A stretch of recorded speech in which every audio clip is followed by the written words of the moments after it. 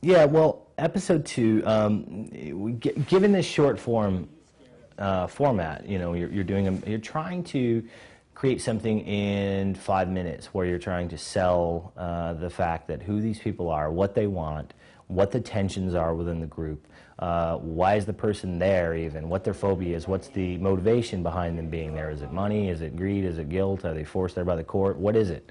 So that's a little challenging to do in 5 minutes.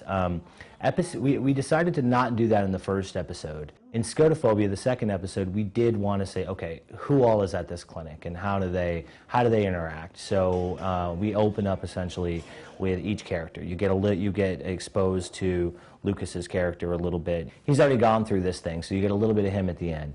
You learn very quickly that John Beach's character, Ajax, is a germaphobe, which is kind of obvious by looking at him with the gloves and the sanitizer around his neck. We hear a little bit about Tori, just don't call me Mr. Claustrophobic. I mean, Aaron did a really good job of truncating a lot of the normal exposition that would be in a long-form movie, so you get just enough to be able to go, okay, that girl's afraid of bugs.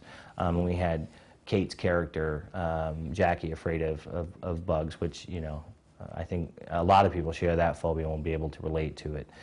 Danielle's character, Susan, we don't get too much about the specifics, but we know that she has been either at the fear clinic for a really long time or in and out. She has devised this way of trying to let the outside world know the so-called dangers of the fear clinic by stealing this BlackBerry, and she's got this Fear Sucks blog where she sort of tries to warn people. I don't know what the fuck I'm talking about right now. Some shit they decided to throw at me about 3 minutes ago. Some people hear about it and sort of misinterpret it or think it's kind of a joke, so that leads them there. Unfortunately, it kind of backfires a little bit for her. She definitely has a history with Andover, and she's been in and out of this place for a really long time. That's the backstory. And he can't seem to cure her, and she keeps, escaping or leaving, and they keep coming back. Within that hallway sequence, what I wanted to do is have the lights go off and then have everything that we've ever been scared of, or anything that anyone's ever been scared of, coming out and getting her or trying to get her. And then so there's, we sort of retooled the scene so where there's this great little beam of light from the elevator that, expands and contracts and that she has to stay in the center of. And once she's in the light, she's fine. But when she steps outside or puts her shoulder in it or, accidentally falls into the darkness, she can be killed. And I think that we all have a little bit of that, that fear of the unknown, that fear of the dark. And so that one's pretty easy to relate to as well, but I think the interesting thing in that is to try to find out why you're scared of the dark, what can it do? And with this, you have actual physical manifestations because, when a kid's afraid of the dark, you're like, it's just your imagination. I wanted to basically fill that hallway with all manner of creepy critters, anything that we could think of and that we could make here in the shop pretty quickly and economically we brought down. And we had a lot of the guys here from Almost Human play some of the creatures in the suits, the shadow monsters as we called them. And so a lot of the guys that were busy sculpting makeups and creating the stuff for the show were actually in the suits jumping out on set, which they had a fun time doing that. And that's just the nature of when you do a small project. Everyone kind of has to wear a lot of hats. And the guys here, like I said, worked on a lot of the makeup effects, but then they also went down and played and help out in straight makeup and then help out wearing the suits. And we had a lot of folks like that. Nick Princeby, who's a really...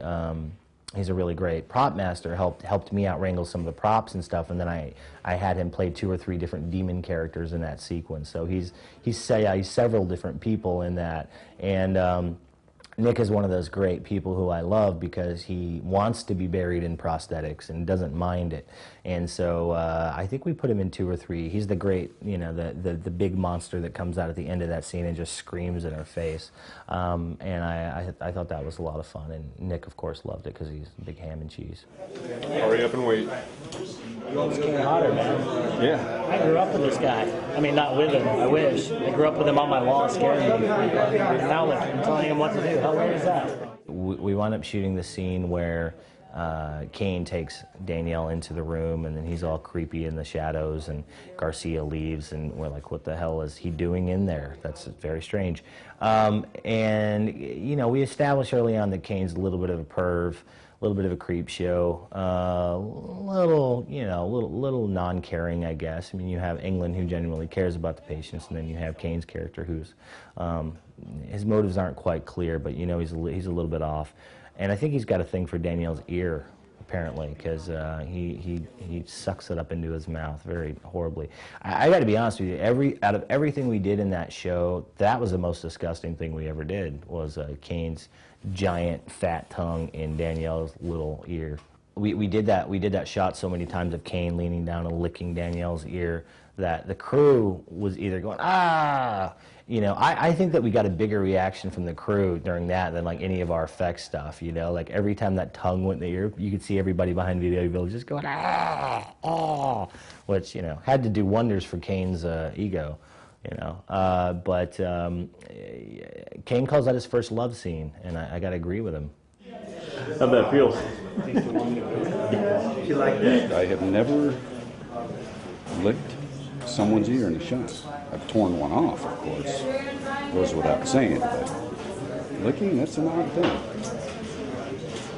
Cain Hodder is, he's probably the oldest prankster I know. What is he, in his 70s, I think? He's 72, right? And he's just a giant freaking prankster.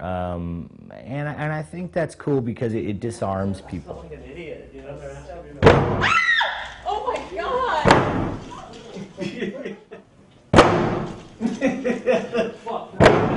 It also scares the shit out of people. Lucas Till said at Comic-Con in front of like 400 people that he was classified with Cainophobia, which means fear of Cain, because he's always doing crazy stuff like jumping on scaffolding and, you know, trying to shake it and scare the shit out of people when they're all up there. And even to me, the first day, I mean, I've known Cain for years and tortured him in the makeup chair, and perhaps this was his way of getting back with me. But I said, hey, Cain, good to see you, man. Welcome to the set. So good to see you. And I walked around the corner, went into the bathroom, and I'm, you know, taking a number one and whizzing, and I hear this gigantic thud on the door, and I'm like, what the hell is that? And Cain, of course, runs back down to the other end of the hall and is eating craft service. Like, what? Okay, no more jacking around, please. Be serious. Guys. Settle in, guys, quiet. Come on, guys. Come on, guys. Okay, let's go roll sound, please.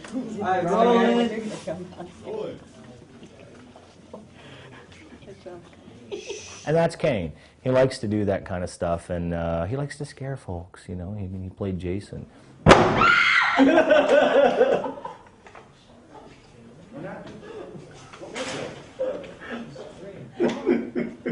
was you. Right here, let's see the playback. See if you jumped at all.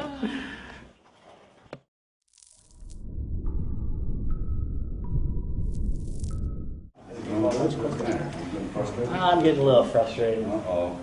Leave me happy, man. I will.